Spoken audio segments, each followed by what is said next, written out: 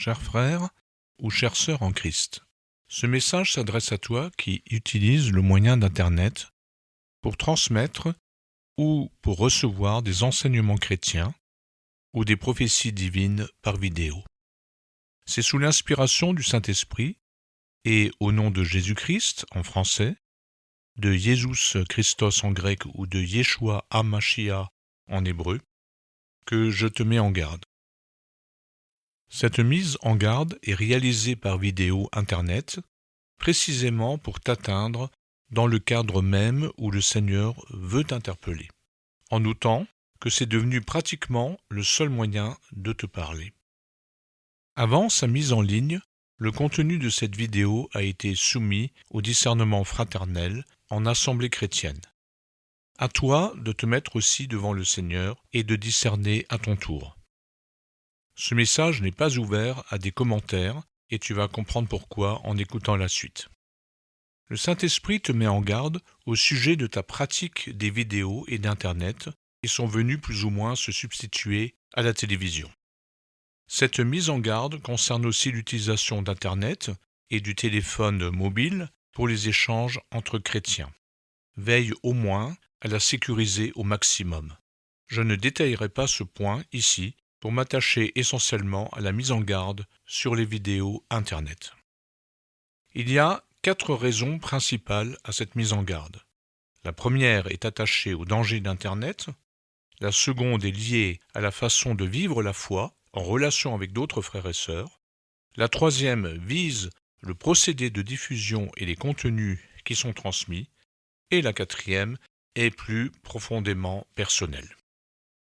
En premier lieu, apprends, si tu ne le sais pas encore, qu'Internet est un instrument de ce monde hostile à Dieu et qu'il est placé tout entier sous la domination de Satan et de ses serviteurs. Ce moyen artificiel n'est en aucun cas neutre spirituellement, déjà parce qu'il n'entre pas dans la volonté divine de la création. Ensuite, parce qu'il étend sa toile avec l'objectif de nous y empêtrer et de nous rendre prisonniers afin finalement de nous offrir en pâture à une araignée, à un prédateur. Le nom des choses signale leur identité spirituelle. Web est l'abrégé du mot anglais cobweb qui est la toile d'araignée. Internet signifie le filet entre nous ou le filet qui nous relie, et c'est le filet de l'oiseleur dont parle la Bible pour nous rendre captifs par l'ennemi de nos âmes. Certains réagiront en disant « Mais frère, il faut être un chrétien moderne, il faut vivre avec son temps. Pourquoi se priver de moyens pratiques et efficaces de communication si cela sert la diffusion de l'Évangile et facilite le vécu de la foi ? Et nous avons la puissance du Saint-Esprit et la prière pour empêcher que l'ennemi prenne le dessus et pour nettoyer spirituellement ce moyen de ses influences néfastes, afin de l'utiliser comme un simple instrument de communication. Ceci n'est pas faux dans la mesure où pendant un temps, qui peut encore se prolonger un peu, nous pouvons utiliser ce moyen de communication, ainsi que le téléphone mobile, mais de façon de plus en plus prudente et en prenant des précautions que va nous révéler le Saint-Esprit. Car déjà, il ne faut pas ignorer qu'avec l'aide du téléphone mobile et de l'ordinateur portable, Internet sert de moyen d'identification, de surveillance et d'enregistrement de nos personnes, de nos expressions et de nos faits et gestes, de nos déplacements, pire encore, de notre réseau de relations et du contenu de ce que nous pensons et croyons. Or, dans peu de temps, si ce temps n'est pas déjà arrivé, dans certains cas, il ne sera plus possible de passer par cet instrument sans qu'il ne prenne le dessus sur nous si nous l'utilisons. Pire, il fera partie des instruments de persécution contre les chrétiens à terme. Ceci fait partie du plan du Seigneur qui permet à notre ennemi d'agir pendant une durée déterminée dans ce monde avant que soit rendue éclatante la victoire du Seigneur, totale et définitive. C'est à cause de cette emprise progressive de l'ennemi par Internet que le Saint-Esprit nous préviendra quand il sera temps de sortir de cette Babylone pour ne pas s'y compromettre ou y devenir prisonnier. Surtout, le Saint-Esprit veut nous révéler dès aujourd'hui comment s'en passer et apprendre à vivre en dehors de ce système qui va devenir de plus en plus redoutable. C'est imminent qu'Internet, avec une puissance accrue, devienne un moyen de domination mondiale sur les consciences et sur les êtres. Ceci sera rendu définitivement possible avec l'implantation collective de systèmes de puces dans notre corps, ce qui est révélé par l'Apocalypse comme étant la marque de la bête sur la main et sur le front. Oui, Internet est un instrument de puissance, mais ce n'est certainement pas la puissance du Saint-Esprit. Bien sûr, le Seigneur peut user comme il veut des choses de ce monde pour accomplir son plan. Mais là, franchement, ce que nous constatons, c'est que l'usage chrétien d'Internet est devenu une véritable industrie qui enferme le Seigneur dans l'obligation de fonctionner avec cet instrument comme un passage obligé. Il est donc temps de renoncer à cette puissance, y compris et surtout pour l'efficacité de la diffusion des messages chrétiens. Depuis quand le Seigneur serait-il favorable à ce que ses serviteurs et amis usent sans discernement d'une telle puissance qui vient du monde ? Depuis quand le Seigneur ne serait-il pas capable de diffuser sa parole sur cette terre comme il le veut, sans passer autrement que par Internet ? Ni par puissance, ni par force, mais par mon esprit, dit le Seigneur. Nous avons plus puissant qu'Internet. Nous avons le Saint-Esprit, l'Esprit du Dieu vivant.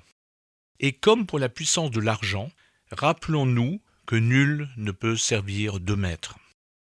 Aussi, le Seigneur te demande instamment de remettre en question ta pratique d'Internet pour les vidéos. Si tu as créé un site Internet, arrête-le et ne rajoute plus de nouveaux enseignements ou révélations si le Saint-Esprit te révèle et te commande d'arrêter. Si tu visionnes les vidéos chrétiennes, ne le fais plus conformément à la demande expresse du Saint-Esprit. La suite de la mise en garde va t'exposer les raisons profondes qui éclairent que tu te mets en danger spirituellement si tu passes outre cette mise en garde du Saint-Esprit et que tu persistes à pratiquer ce système, à le cautionner et à user d'Internet inconsidérément. L'autre point de fond qui pose problème est le monde virtuel dont Internet fait la promotion. Le virtuel est sous la puissance de l'ennemi et sert précisément à piéger spirituellement les personnes. Il peut même, à terme, créer une complète confusion dans les esprits entre le virtuel et le spirituel. Surtout, Satan brise l'unité fondamentale qu'il y a dans la personne entre le corps, l'âme et l'esprit. Dans le monde virtuel, notre ennemi cherche à concevoir que nous avons une âme et un esprit indépendamment de notre corps. Ceci est complètement contraire à la vision biblique et hébraïque de ce qu'est l'être humain.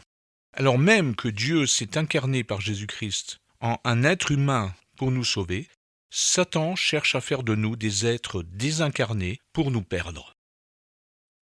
Est-ce franchement la volonté du Seigneur pour notre vie en qualité de chrétien que nous passions des heures assis devant un écran au lieu de nous lever et de faire avancer son royaume?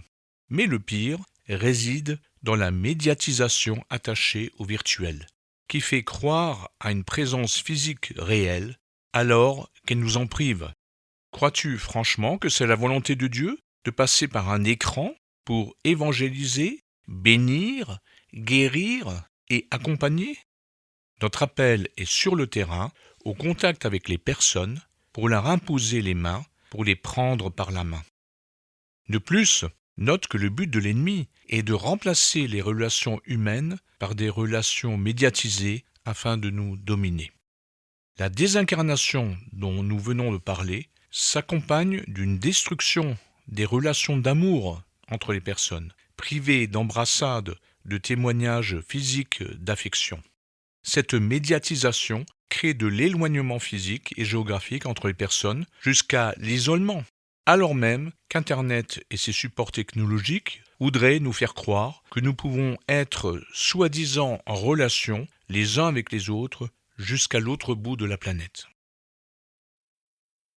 Ce dernier point sur les relations faussées par Internet contredit la volonté du Seigneur dans ce qu'il a institué pour vivre notre foi en relation avec les autres frères et sœurs en Christ. Jésus a fondé une ecclésia, une église ou assemblée qui se réunit localement et physiquement avec tous ceux qui croient en lui. Les membres de cette assemblée partagent le pain et le vin, baptisent, imposent les mains. Unis et réunis, ils représentent le corps présent sur cette terre de notre Seigneur Jésus, après qu'il se soit retiré auprès du Père pour que le Saint-Esprit nous soit envoyé. Le critère d'appartenance à l'assemblée locale est uniquement géographique, et non pas lié à des affinités humaines, quelles qu'elles soient. Ce vécu local de la foi, ces relations fraternelles avec des personnes très différentes de nous, fait partie de son plan, comme témoignage le plus grand de l'amour agapé qui nous habite. C'est pourquoi il n'est pas d'accord avec ta pratique d'Internet, qui consiste à choisir avec qui tu vas vivre ou non ta foi en fonction de tes accointances et de ce qui t'arrange, et de vivre à distance des relations tronquées par messagerie ou par un moyen audiovisuel. Sache que ce n'est que par défaut que le Seigneur admet que la médiatisation serve à entretenir la communion fraternelle locale si elle existait préalablement pour certains de ses membres parce qu'ils en seraient privés pour un temps. De même, la médiatisation est favorable au corps de Christ si elle permet d'édifier des assemblées locales distantes entre elles par des chants et des paroles. Paul écrit des lettres parce qu'il est apôtre fondateur et qu'il ne peut pas être présent partout et tout le temps dans les assemblées. Mais, à la lecture du livre des Actes des Apôtres, par exemple au chapitre 19, on constate qu'il a d'abord vécu plusieurs années dans les assemblées qu'il a fondées, ceci pour forger les relations. On constate aussi qu'il a fait tout pour y retourner physiquement quand le Saint-Esprit l'y a conduit. Ces assemblées locales étant en réseau les unes avec les autres, elles se sont transmises les lettres de Paul. Et c'est ainsi qu'elles nous sont également parvenues en entrant dans l'ensemble des écrits du Nouveau Testament. En passant, nous noterons que les premières assemblées chrétiennes se sont très bien passées d'Internet pour fonctionner entre elles. Le souci suivant dans cette pratique des vidéos chrétiennes par Internet tient dans le discernement. La volonté du Seigneur est également claire à ce sujet. Le discernement appartient aux assemblées locales. S'il le faut pour certains sujets d'importance, ce discernement sera réalisé dans le cas d'une assemblée exceptionnelle qui regroupe des envoyés, des représentants de diverses assemblées locales, comme cela a été le cas en Acte 15. En tous les cas, c'est dans le cas d'une réunion que les sujets, les enseignements et les prophéties sont évoqués pour que l'assemblée puisse la discerner communautairement en mobilisant la diversité des dons spirituels de ses divers membres réunis dans la même pièce. Tu remarqueras, en passant, que ceci suppose que l'assemblée ne soit pas de trop grande taille, pour permettre à chacun de ses membres de s'exprimer afin de contribuer au discernement. Il n'est pas dans la volonté divine que quelques membres institués en chef de l'Église soient seuls habilités à discerner. Il n'est pas non plus dans la volonté du Seigneur que le discernement soit réalisé dans le cadre de forums, de sites, a priori chrétiens, entre des frères et des sœurs quasi anonymes qui ne se connaissent pas vraiment entre eux et qui ne vivent pas leur foi en assemblée tous ensemble. Placés sous l'autorité du diviseur, le diable, le système de commentaires et de forums d'Internet développe un esprit critique qui incite à la discorde et à la haine. Dois-je parler ici des dérives et des dérapages de ces échanges Internet entre chrétiens qui tendent à transformer les tribunes en tribunal, le discernement spirituel en jugement personnel, des discussions en disputes et l'unité en division. Ceci est d'autant plus indigne de l'amour fraternel que ces foires d'empoigne écrites, suscitées par le système de commentaires et de forums, restent inscrites durablement et sont exposées publiquement à tout utilisateur d'Internet dans le monde. Bravo pour un tel témoignage chrétien. Arrête de procéder ainsi et repens-toi, car ceci est péché envers tes frères et sœurs dans la foi. Puis, accepte de te recentrer dans tes relations et tes échanges avec des membres en chair et en os d'une assemblée locale. Sache que chaque fois que des chrétiens se réunissent physiquement, avec Jésus au milieu d'eux, c'est déjà un acte très puissant de résistance à l'œuvre de l'ennemi qui veut faire passer les relations par le moyen artificiel d'Internet et détruire l'amour fraternel. Quand tu soumets tout cela au cordeau et au fil à plomb du Seigneur, tu découvres très vite que le procédé induit par Internet n'est pas conforme à ce que veut le Seigneur et que les contenus transmis, non soumis au discernement fraternel, contiennent beaucoup d'erreurs. Si tu es à l'origine d'une vidéo porteuse d'un enseignement chrétien ou d'une prophétie supposée inspirée, le Seigneur te reproche de court-circuiter le rôle des assemblées locales par la distribution grand public de son contenu, dont on ne sait pas s'il a été discerné en amont. Généralement, le début de la vidéo ne dit rien sur cela, sans parler que beaucoup d'enseignements et de prophéties qui révèlent les mystères de Dieu sont normalement réservés aux membres du corps de Christ, alors que tu les exposes publiquement à tout utilisateur d'Internet dans le monde. Le Seigneur ne t'a-t-il pas dit de ne pas jeter les perles au pourceau ? D'ailleurs, as-tu seulement demandé au Seigneur si c'est sa volonté que tu transmettes ces choses par Internet ? De plus, sache que si tu as bâti une œuvre indépendante avec un site qui en fait le renom et draine de l'argent par des ventes et des appels à des dons, tu bafoues la volonté de Christ qui te demande d'entrer dans la soumission à tes frères et sœurs dans la foi et de donner gratuitement ce que tu as reçu gratuitement. As-tu seulement reçu le mandat de Dieu pour créer cette œuvre indépendante avec son nom spécial et pour y placer les contenus que l'on y trouve ? Si ce n'est pas le cas, ferme vite ton site, rentre dans les rangs du corps de Christ parmi ses autres membres, et cela avant que vienne le jugement sur ton œuvre. Si tu es de ceux qui prennent connaissance de toutes ces vidéos chrétiennes sur le net, le discernement aval n'est pas tellement mieux réalisé qu'en amont. Car devant ton écran, tu décides, seul, du sort de cette vidéo. Si elle t'a plu ou convenu, tu la transmets à d'autres frères et sœurs en Christ, en les incitant d'ailleurs fortement à en prendre connaissance. Au mieux, une assemblée locale sollicitée à discerner la vidéo, si tu en as eu le réflexe, peut procéder à des rectifications du contenu, mais seulement pour ses propres membres. Malheureusement, les vidéos demeurent sur le net sans intégrer les éventuelles corrections pour l'ensemble des auditeurs chrétiens. Si tu as fait d'ailleurs l'expérience d'envoyer un commentaire pour inciter à certains rectificatifs, tu remarqueras généralement qu'il n'y a en face aucune remise en question. La plupart du temps, des vidéos sont transmises par messagerie électronique entre des chrétiens dits connectés, sans avoir été au préalable communiqués et discernés en réunion d'assemblée. C'est ainsi que prospèrent et se multiplient des sites et des vidéos contenant beaucoup de notions erronées et de fausses doctrines. Il y a les erreurs internes à notre propre camp qu'il faut identifier et traiter, mais il nous faut aussi nous défendre des attaques sournoises qui viennent de l'extérieur. N'as-tu pas été prévenu par notre Seigneur Jésus et par l'apôtre Paul que des loups se déguisent en brebis pour envahir notre enclos ? Les sites et les vidéos que tu consultes donnent toutes les apparences de ce qu'il y a de plus chrétien et d'inspiré. Ils surfent sur les concepts et les codes les plus récents et à la mode dans le milieu chrétien, en y rajoutant de surcroît un bel enrobage fait de belles couleurs, de voix off séduisantes et de musique poignante. Tout cela pour que tu succombes à la première consultation audiovisuelle. Et ça marche! Comprends ici que la prospérité de ces contenus erronés s'accroît non pas par l'intervention du Saint-Esprit, mais par la puissance qu'offre la trompeuse notoriété sur Internet. Ce qui fait loi sur Internet, c'est l'importance du compteur de vues, le grand nombre de pouces vers le haut, le chiffre impressionnant d'abonnés.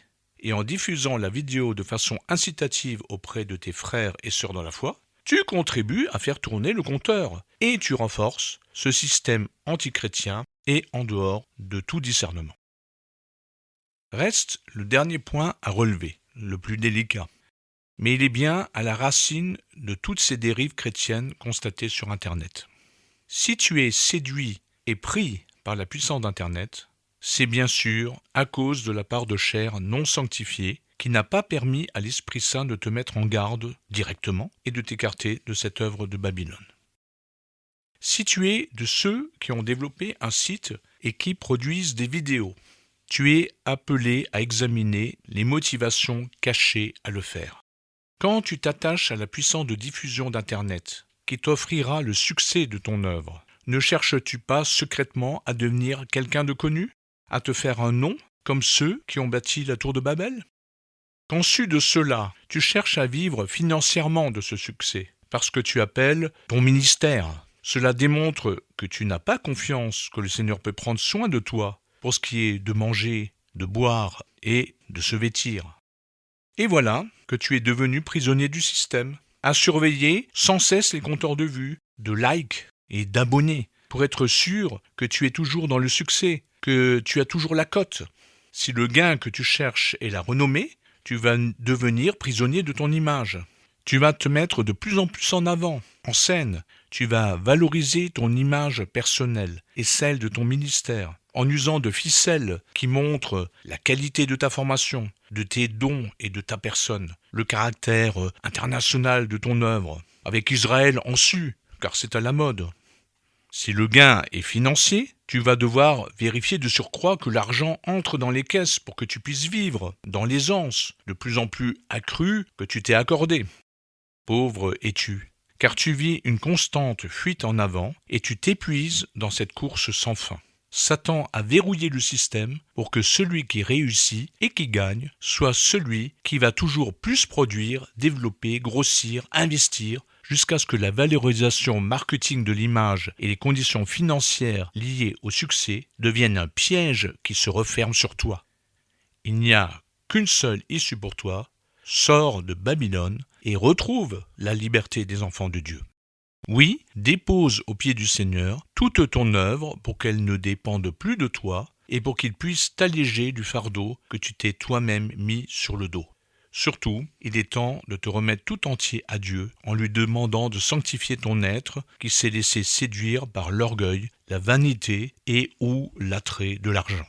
Alors, tu pourras accomplir avec humilité, dans la paix et le repos, les œuvres bien plus glorieuses que le Seigneur a préparées d'avance pour toi. Quant à toi, qui es le consommateur d'Internet et des vidéos chrétiennes, seul devant ton écran, prends-tu conscience que c'est devenu compulsif? Derrière ta légitime soif de connaître ce qui concerne la foi, le Seigneur et sa volonté, pour toi aussi une part de chair non sanctifiée ouvre en toi une brèche qui te pousse de façon insatiable à vivre ta foi par des médias en dévorant tout ce que tu peux emmagasiner de connaissances.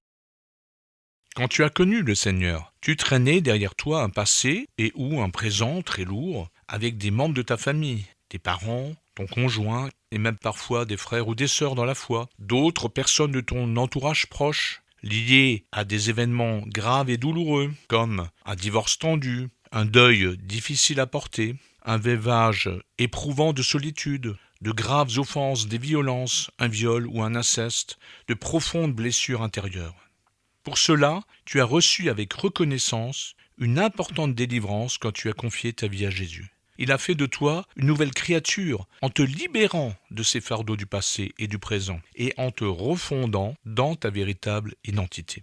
Avec Christ, tu as découvert que tu as tout et que tu es comblé dans toutes les attentes de ton être. Tu as cru jusqu'à aujourd'hui que tu as vécu cette nouvelle naissance accompagnée de la délivrance de ton ancienne vie, au point que c'est même devenu ton principal témoignage, et je ne remets pas en question la libération que tu as vécue. Mais voilà, comme tous ceux qui sont en Christ, si tu fais un constat sincère de ton état actuel, tu luttes encore avec ton vieil homme, tu te débats avec ta chair, tu avances sur le chemin qui mène à la perfection, comme tous les chrétiens. L'œuvre de sanctification n'est de loin pas achevée en toi. Et au fond de toi, tu le sais, il y a de ces choses passées qui ne semblent pas avoir été réglées comme tu le croyais, et elles pèsent comme des ombres sur ta vie. Si la racine principale de ta vie avant Christ a bien été arrachée par ta nouvelle naissance, il reste des radicules de tes problèmes qui, enfouis, remontent à la surface et viennent troubler ta vie de foi et ta vie de tous les jours. Elles réapparaissent et troublent tes relations avec tes collègues de travail, tes amis, ta famille et même tes frères et sœurs dans la foi. Ces choses cachées, non couvertes par le pardon, sont comme des blessures pas tout à fait guéries, qui sont autant de failles dans ton être que peut exploiter l'ennemi de nos âmes, pour attaquer ton esprit, pour te piéger dans tes pensées, pour te séduire par tes sentiments.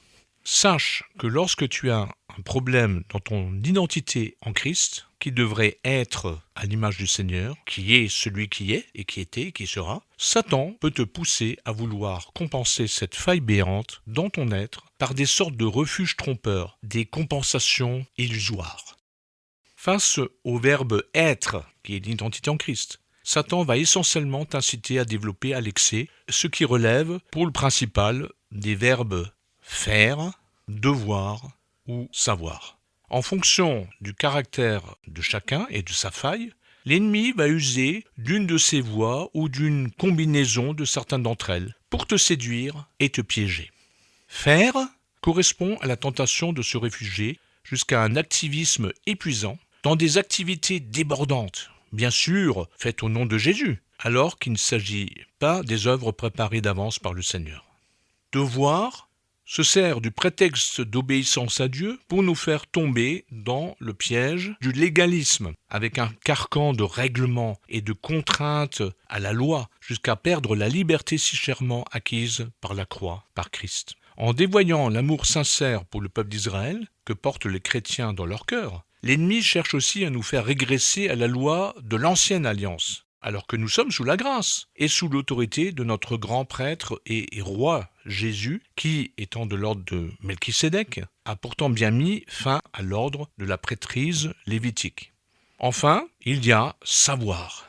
Comme si te remplir à l'excès de connaissances allait pouvoir remplir le trou béant lié à cette plaie encore ouverte dans ton être.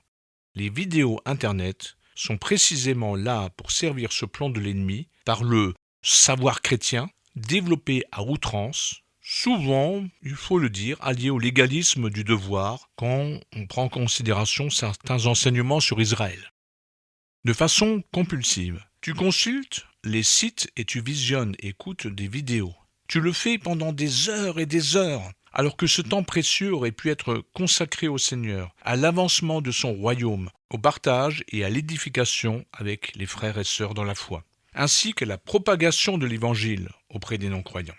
Au final, à force de te laisser happer par Internet, tu vas même sortir du champ chrétien pour te laisser capter par des vidéos non chrétiennes sur divers sujets de société, quitte à te laisser influencer peu à peu par des idées et des solutions de ce monde qui ne sont pas dans l'esprit et la pensée de Dieu.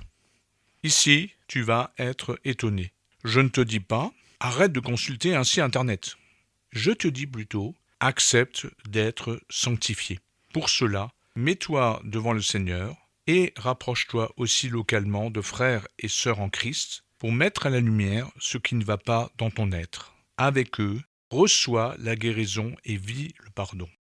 Avec l'aide des frères et sœurs, tu auras à déposer ces choses enfouies, non réglées, et le Seigneur te sanctifiera. Tu seras libéré.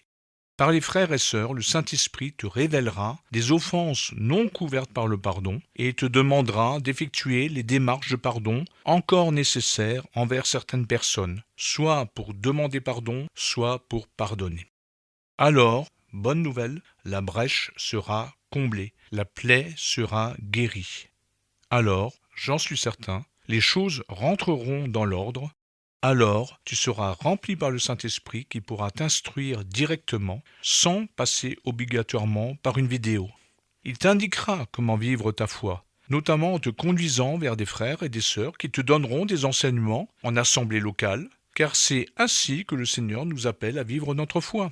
S'il le souhaite, le Saint-Esprit pourra t'indiquer comment utiliser ou non Internet et à quel moment, si c'est sa volonté, car au final, nous sommes libres en Christ. Et tout dans ce monde est remis entre nos mains. Mais surtout, tu seras étonné de constater, dans la vie réelle de tous les jours, que ta personne et ta vie, tout entière, sont devenues une source plus riche d'enseignements et de révélations pour les autres que tout site ou que toute vidéo sur Internet. Car ton appel profond, c'est que, en Christ et par le Saint-Esprit, ton être devienne la parole même du Dieu. Celle qui crée, celle qui guérit, celle qui sauve. Amen. Pour conclure, ceci. Le filet de l'ennemi, c'est Internet, supporté par la puissance informatique et déployé sur les humains pour les asservir. Le filet de Dieu, c'est celui du royaume des cieux, étendu sur cette terre par la puissance du Saint-Esprit pour sauver les êtres humains. Nous entrons dans un temps où nous allons être amenés à choisir radicalement entre ces deux filets et leurs puissances différentes et surtout opposées. Je crains que pour nous, les enfants de Dieu, ce soit déjà le moment d'effectuer clairement ce choix, le choix du filet glorieux du royaume, si nous voulons nous préparer à faire face à l'emprise qui vient sur les chrétiens par le filet mortel de l'ennemi. Dans un contexte où le monde va nous placer, nous les chrétiens, en situation de résistance, le Saint-Esprit nous demande de passer d'un filet à l'autre, du filet de l'ennemi au filet du royaume de Dieu. Aussi, pour nous qui sommes en Christ, je prie, Seigneur Jésus, Yeshua, aide-nous par ton Saint-Esprit à tenir bon face à la séduction, à la menace et aux pièges qui viennent sur nous par le filet de l'ennemi nommé Internet, et à tenir bon dans notre choix en faveur du filet du royaume de Dieu. Amen.